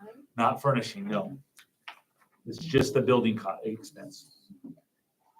But we may be able to reallocate furniture from around the district. Correct. And couple things, Brandy's pinched to the seams. This would allow us to expand our preschool at some point. And we've been approached with the possibility of starting a lab school to grow our own teachers and use Territorial Campus as a lab school facility. So we'll see. We have a waiting list right now for preschool. And if we could, we'd like to accommodate that and bring those kids in and get them that early start that helps them. So I just heard something very interesting, a lab school. Is this be part of a CTE program or?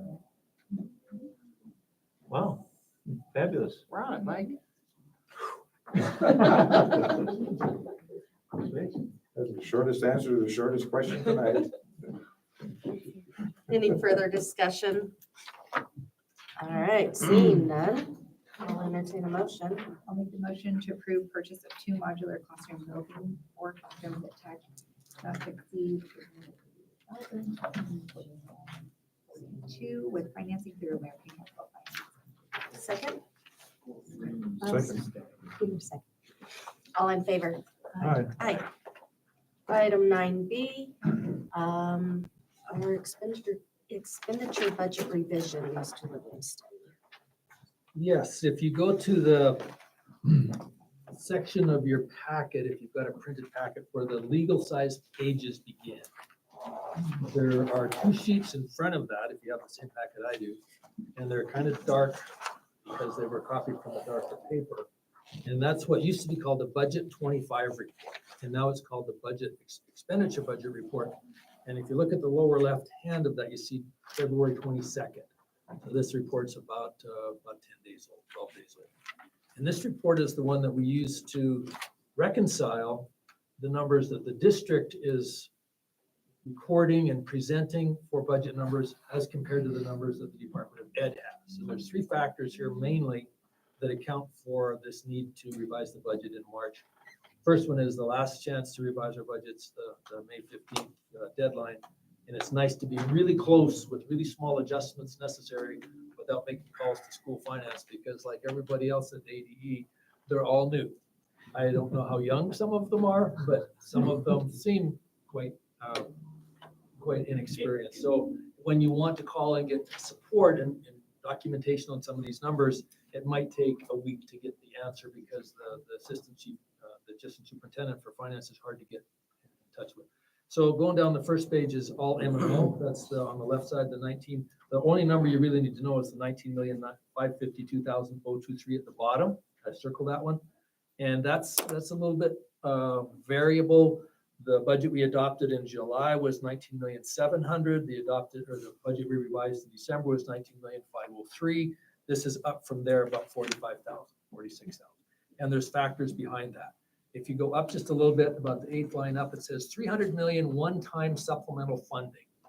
You see the number the state is going to give us, 622,963. You see the number, my conservative estimates, took of the state's total enrollment versus our percentage of that. The last time we did that, our number resulted in 577,000. So I like to always be underestimating, if you will, revenues and overestimating expenditures. So we have these little cushions that brought in another 46,000, and that's basically the difference there. You jump to the next page, you go to the lower right. I didn't circle it, but I put two little check marks.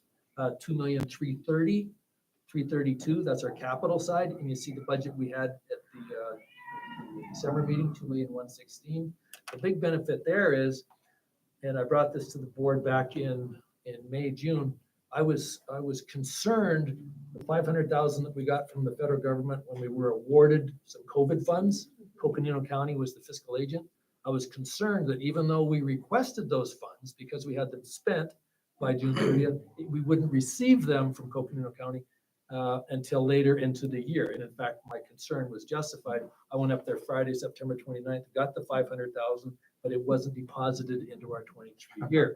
So that resulted in a $200,000 increase in our capital because we used some of those funds. And so that's a good number, 2,330,000, an increase of just over 200, well, over 200,000.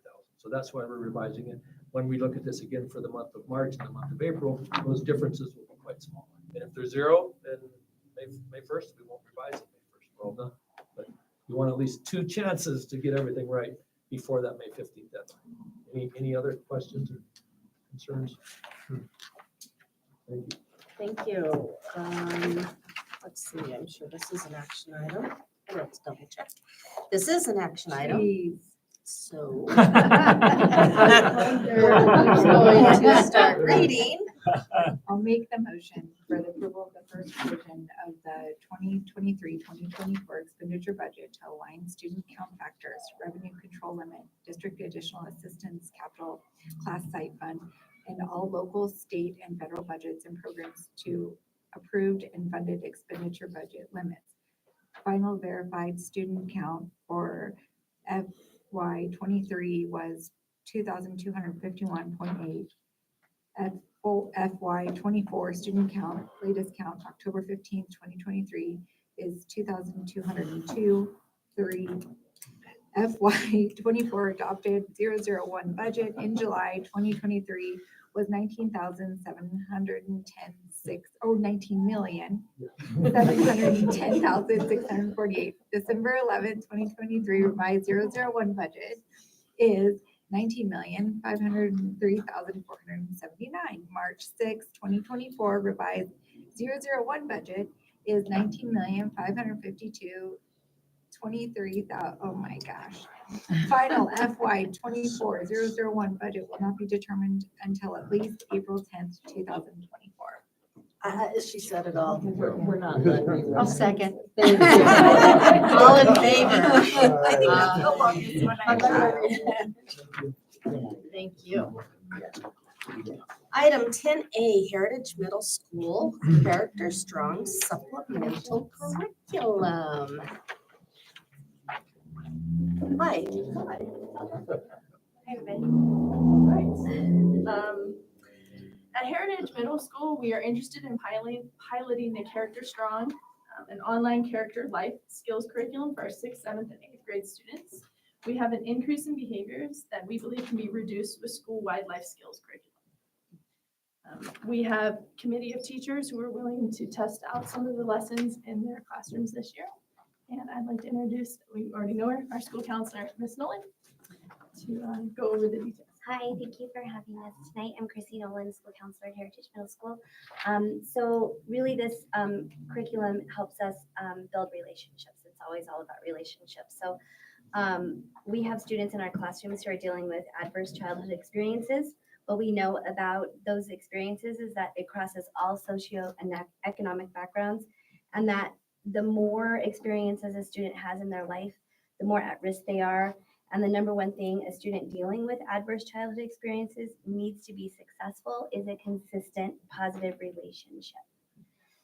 And then we talk about the why, and this is what is important for the success of our students. So there are 3 reasons this work matters. Yeah, I'll go ahead. can I'll change. help. Go ahead, thank you.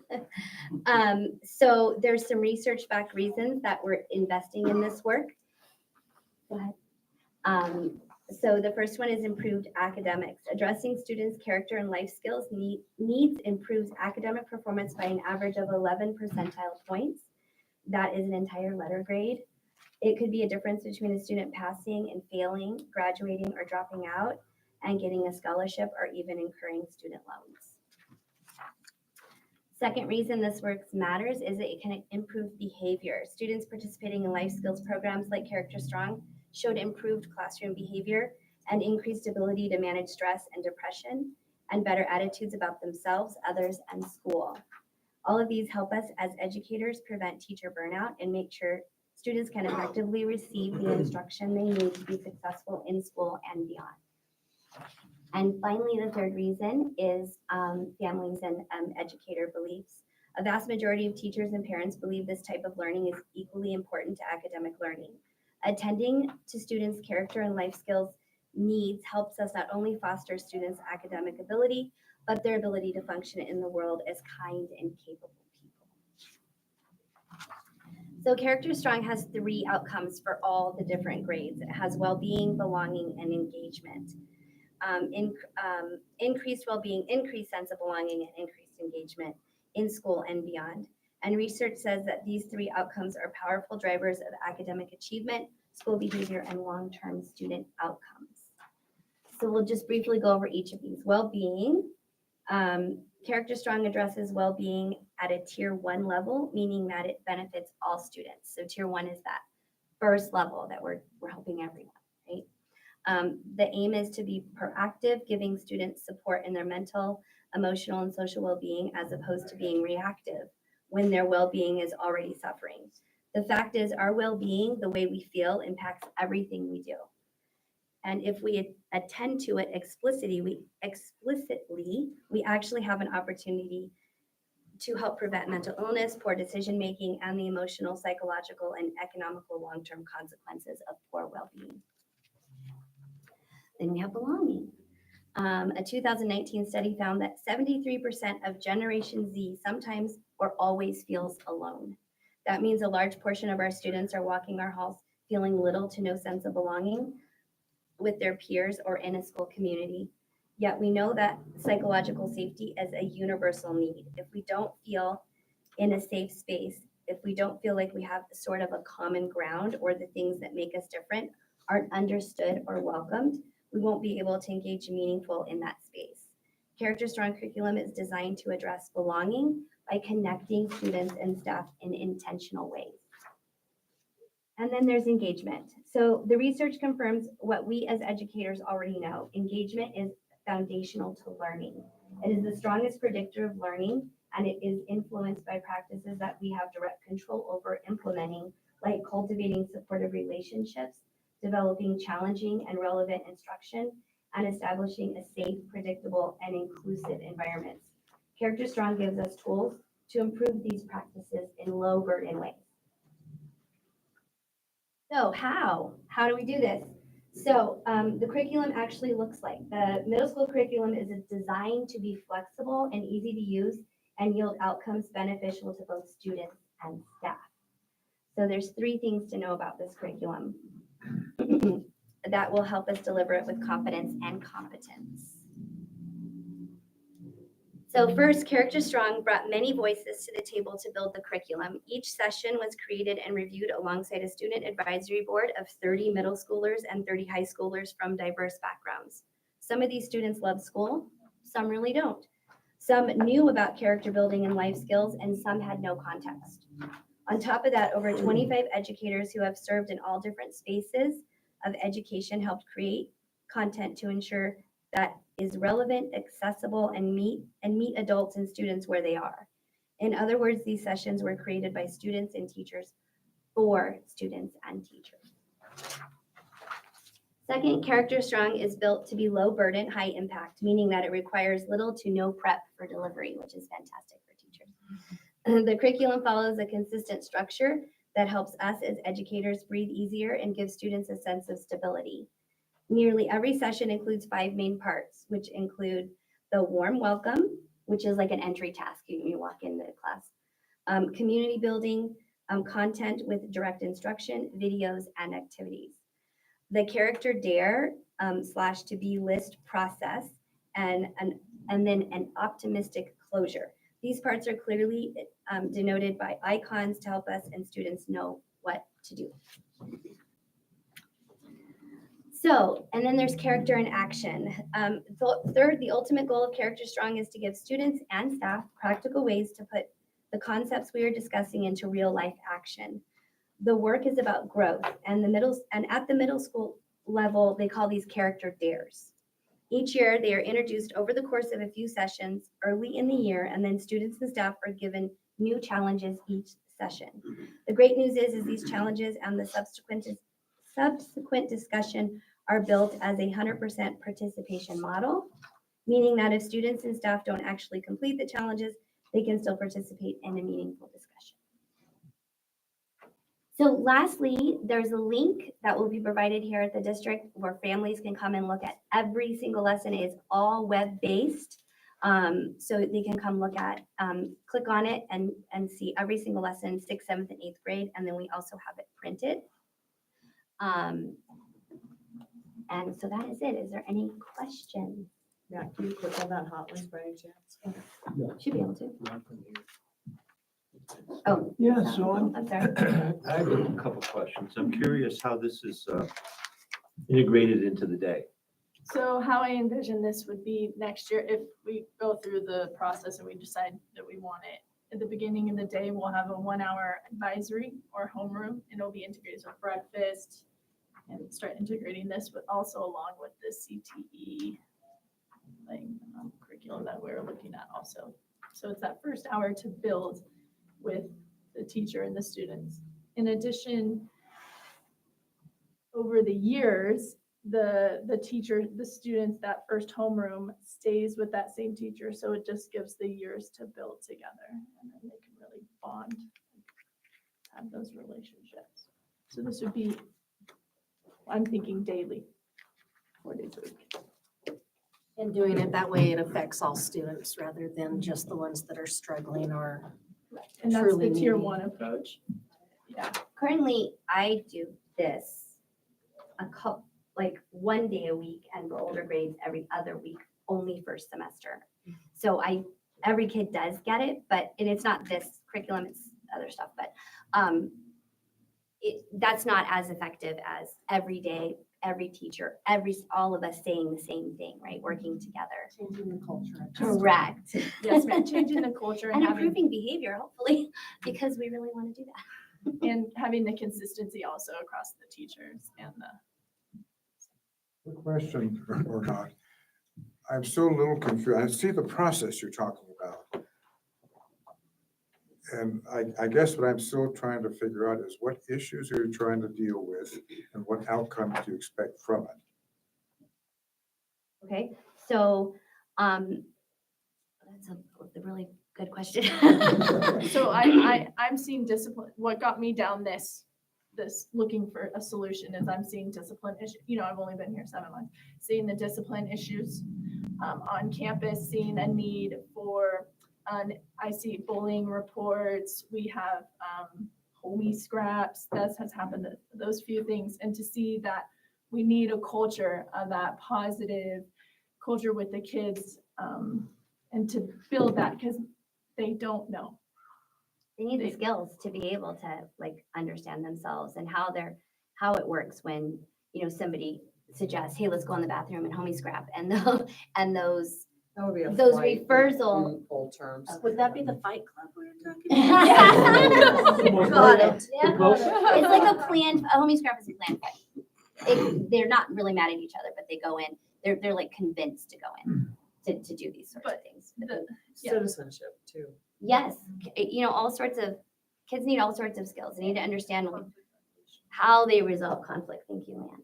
How to do, how to just be a good person. And even refusal skills, like being able to say to your friends, hey, we're not going to do this anymore. This isn't okay. We're not, those sorts of things. It's just at such a crucial time. Yes. So. And then mental health, as a school counselor, I've seen a decline adolescent mental health over the last few years since COVID, like dramatically. Increases in suicidal ideation, increases in all sorts of mental health behaviors that are very negative. And this kind of stuff helps with that as well. I have two questions. Will they learn respect for others? Yes, absolutely. Absolutely. You know, I mean, that's what Yep. is missing in our society. 100%. Yeah. And how much time during the school day will this take up? How long is first period? First period is 1 hour, but it's shared time with breakfast and another curriculum. So I'm really predicting probably 2 hours a week. I was just wondering, you know, how much time. And these lessons are short. They're like quick, easy, fun kind of things, like 20 to 30 minutes. I think it's a great idea. Me too. And I hope that the children really learn from it, you know, because some children aren't having a positive home life, and to come into school and learn how to be positive when they leave things at home, you know, and to come into school and enjoy learning, enjoying each other, and respect for others too. So, yes. Okay. Thank you. So I'm curious about the engagement part and how much engagement there will be in their cell phones and social media. During the lesson? Is that what you're saying? I'm sorry, I don't understand the question. Yeah. During the lesson? No. Wait, are you talking, wait, I think Because there's it's digital curriculum. Oh. They'll use their devices, not their cell phones, their laptops, or in the teacher projects. Really, my question has to do with social media and the amount of time that people are putting on it and the dilatory effect that it has had on mental health. I would really like us to see something concerted to try to get, kids up to 13 years of age off of it. Wouldn't that be great? Yeah, I mean, it's a serious problem. It is? So I was So digital- unsuccessfully digital trying to citizenship. crack a joke. Oh, got it. I'm so sorry. How much engagement there would be in their phones and Yeah, social higher, media yeah. in this program. I would hope there would be zero, and Yeah, that we could hopefully. affect behavior so that they Yes. might move away from that. I don't think there is any social media lessons. And digital citizenship, I'm sure it's a part of I it would as agree. well. Yeah. Oh, absolutely. So I want, probably everybody in the room is familiar with character counts, Yeah, which was probably the most commonly promoted character education. Yeah.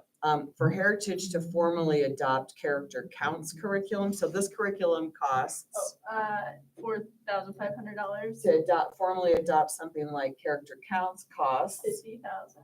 $50,000. So I see. That's it, yeah. This is okay. affordable. This is an affordable Tier other citizens. Yeah. High right. impact, affordable. High impact. John quickly researched it. So, so they're gonna move from middle school to high school, then what happens in high school? When it's I don't know. successful, We have nothing. when it's successful, Ms. Crawford and I will work together. I'm to- huge on continuity. How, What we're doing a little bit, am I okay to address that? Okay. What we're doing right now is just kind of capitalizing on, so Kagan, for us, we are tracking cooperative learning. We have a rubric, worked with our instructional coaches. And that was actually what I led in with today was my staff meeting. I modeled it and I was just like, this is why it's really important. And so